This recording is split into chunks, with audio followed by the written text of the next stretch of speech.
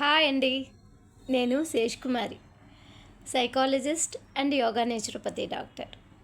అయితే ఇవాళ మన టాపిక్ ఏంటి? మిడిలైజ్డ్ ఉమెన్ సైకాలజీ చెప్పుకుంటున్నాం కదండి. ఇవాళ నాకు ఎందుకో నేను నూనె రాసుకున్నప్పుడు నా చిన్నతనం గుర్తొచ్చిందండి. అంటే మనతో మనం మాట్లాడుకుంటున్నాం కదా, మిడిల్ ఏజ్డ్ వాళ్ళం. 70s 80s చైల్డ్కి అయితే బాగా తెలుస్తుంది. చక్కగా అమ్మ నూనె రాసి చక్కగా జడలేసి పైకి కట్టేసేది. కొసలు కనిపిస్తే చిట్లిపోతాయి, కొసలు కనిపించకూడదు అని చెప్పి కొసలు పెట్టేసి ఓన్లీ వారానికి ఒకసారి హెయిర్ లివ్ చేసుకోవడము, లేకపోతే మనకి నచ్చిన ఫ్యాషన్ జడలు అప్పుడు కూడా వేసేవారు మన అమ్మలు. మా అమ్మ వేసేది, ఫ్యాషన్ జడలు వేసేది. చక్కగా వారానికి ఒకసారి, మిగిలినవి ఇలా పైకి కట్టేసేది. నేను డిగ్రీలో కూడా పైకి కట్టుకున్నానండి. నేను అంటే వేసేసుకునేదాన్ని. అప్పుడు అంత ఫ్యాషన్ అనేది తెలియదు కదా. పైకి ఇంటర్లో కూడా పైకే, ఇంటర్ అంతా నేను ఎప్పుడు హెయిర్ వదులుకోలేదు. నా 2 జడలు పైకి వేసేసుకుని రిబ్బన్లు కట్టేసుకోవడమే. నాకు అప్పుడు ఎవరు కూడా ఏడిపించే వాళ్ళు ఎవరు ఉండేవారు కాదు. 90% అందరూ అలాగే వేసేసుకునేవారు. ఎవరో ఒకళ్ళు ఇద్దరు తయారయ్యేవారు తప్ప అందరూ నాకులాగే ఉండేవారు. సో ఆ హెయిర్ అనేది ఎలా మెయింటైన్ చేసేవారు. ఇప్పుడు ఎందుకు అందరికీ పిలకలు అయిపోతున్నాయి. మన గరికపాటి ఆయన అన్నారు కదా, ఎక్కడ మంచి జుట్టు లేదు, అన్నీ తోటకూర కట్టలు కొత్తిమీర కట్టలే అనేసి. అలా ఎందుకు అయిపోతున్నాయి? కొత్తిమీర కట్టలు ఎందుకు అయిపోతున్నాయి అంటే మన లైఫ్ స్టైల్ని మార్చేసాం. మనకు అది నచ్చట్లా, అది చాదస్తంగా అనిపిస్తుంది. అందుకని మనకి ఈ తోటకూర కట్టలు మిగిలి. అవునండి, మన పిల్లలకి మరీ దారుణంగా సన్నగా ఊడిపోవడం, 20sలోనే వైట్ హెయిర్ వచ్చేయడం. అవునండి, ఇప్పుడు ఐఎమ్ 48, నో వైట్ హెయిర్. నేను హెన్నా కూడా పెట్టను. ఓన్లీ నాకు చిన్నప్పటి నుంచి అలవాటైన నూనె మాత్రం రాస్తా. నూనె ఇలా రాస్తా.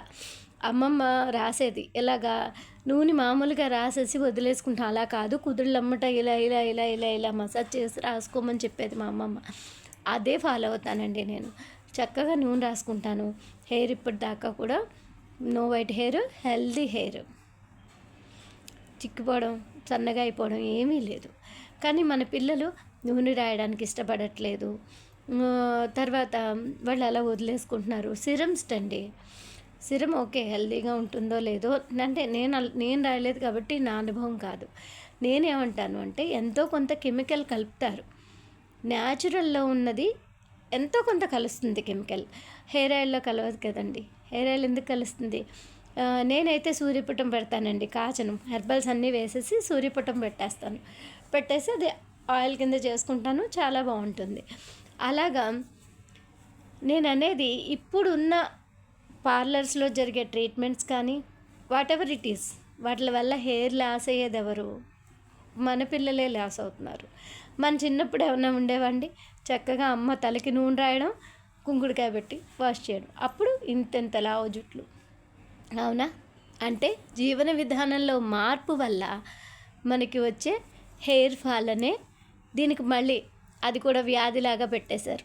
హెయిర్ ఫాల్ వ్యాధి కాదు కదా, డిజార్డర్, లైఫ్ స్టైల్ డిజార్డర్.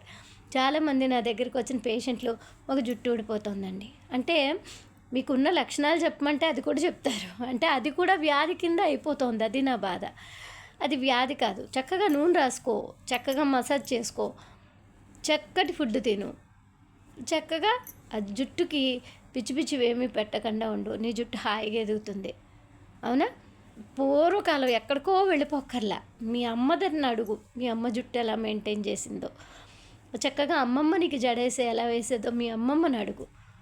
అవునా అండి? మన అమ్మమ్మలు ఎంత బాగా మన జుట్టులు మెయింటైన్ చేశారు, ఎంత బాగా తుడిచేవారు, చక్కగా ఎంత బాగా నూనె రాసేవారు.